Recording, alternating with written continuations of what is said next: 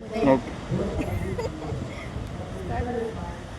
कि पहले पड़ाव में आपको मैंने बताया था, साउथ एशिया फ्रेटर्निटी के कैंप से बोल रही हूँ मैं, गोपालपुर से, कि हमारे बीच में कटक से सेंट आर्टिस्ट हिमांशु जी आए हुए हैं और ये बहुत ही अच्छा यूनिटी सिंबल इन्होंने बनाया है south Asian Odisha south Asian fraternity का। समुद्र की लहरें हैं और बहुत ही तल्लीनता से पिछले 3.5 घंटे से हिमांशु जी और उनके साथ में उनके साथी जो है इस कार्य को कर रहे हैं। एक बहुत रोचक बात मैं इस माध्यम से आपको बताना चाहूँगी कि लगभग 10,000 साल पहले कैसे सैंड आर्ट अस्तित्व में आया। मैं आपको ये बताना चाहूँगी कि जब 10,000 साल पहले सबसे पहले सैंड आर्ट भगवान श्री राम जी ने बनाया था। रामचंद्र जी ने समुद्र के किनारे रेत से शिवलिंग का निर्माण किया था और उसका पूजन किया था। आप लोगों को याद होगा जब सीता जी का हरण हुआ और उन्हें लंका जाना था तो समुद्र के किनारे, क्यों हिमांशु जी, समुद्र के किनारे उन्होंने शिवलिंग बनाकर पूजन किया था, अनुष्ठान किया था और उस अनुष्ठान से शुरुआत हुई सैंड आर्ट की। तब तक सैंड को आर्ट के रूप में कभी देखा ही नहीं जाता था और आर्टिस्ट को एक नया रास्ता मिला अपने आर्ट को निखारने का।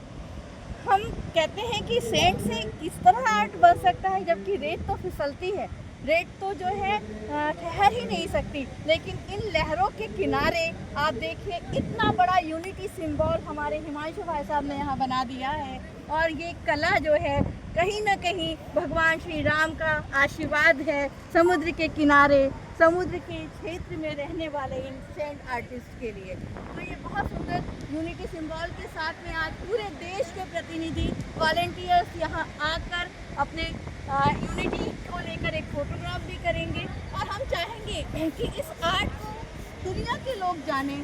साउथ एशिया के लोग तो इसे जान ही रहे हैं, लेकिन दुनिया भी इस आर्ट से रूबरू हो। आज परिधि न्यूज़ का यही प्रयास रहेगा कि आप लोगों तक इस आर्टिस्ट की कला को ये पहुंचा रहे हैं। हम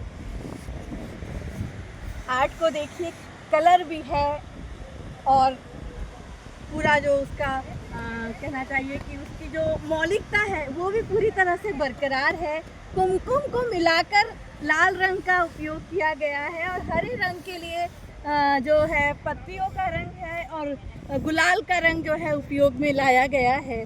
तो पूरी नेचुरलिटी को बरकरार रखते हुए ये आर्ट बनाया जा रहा है। आप एक देख रहे हैं ये मसाल जो है फ्रेटर्निटी की मसाल है, दोस्ती की मिसाल है, ये मसाल है जागरूकता की मसाल है और ये मसाल है यूनिटी की मसाल।